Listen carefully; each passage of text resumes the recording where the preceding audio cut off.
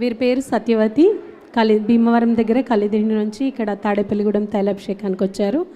వారికి 2 కుమార్తెలు. పెద్ద కుమార్తె ఆదిలక్ష్మి, రెండవ కుమార్తె దుర్గాదేవి. ఆదిలక్ష్మికి తనకి వివాహం జరిగి 4 సంవత్సరాలు పూర్తయి 5 వచ్చినాయి. తన వివాహం జరిగిన తర్వాత గర్భఫలం పొందుకోలేకపోయింది. తర్వాత ఇక్కడ తాడేపల్లిగూడెం తైలాభిషేకానికి కూడా తను 2 సంవత్సరాలు వచ్చింది.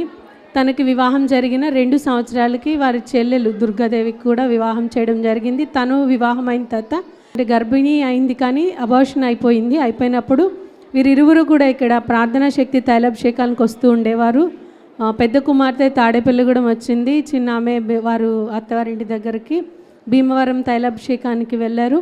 వెళ్ళిన తర్వాత దైవజనులు ప్రార్థన చేసిన తర్వాత దేవుడు అద్భుత రీతిగా వారిద్దరి పట్ల కార్యం చేసి మొదటి చిన్న కుమార్తె గర్భవతి అయిన 2 నెలలకి పెద్ద ఆమెకి కూడా దేవుడు గర్భఫలాన్ని ఇచ్చాడు.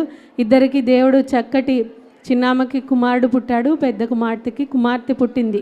2 నెలల తేడాలో దేవుడు ఇద్దరికి గర్భఫలాన్ని ఆరోగ్యమైన బిడ్డల్ని ఇచ్చారని వారు సాక్ష్యం చెప్తున్నారు. అలానే ఇక్కడ తైలాభిషేకానికి రావడాన్ని బట్టి దేవుడు మా కుటుంబంలో చాలా ఆశీర్వాదాన్ని ఇచ్చారని ఆ తల్లిగారు సాక్ష్యం చెప్తున్నారు. ఈ సాక్ష్యం బట్టి దేవునికి మహిమ కలుగును గాక.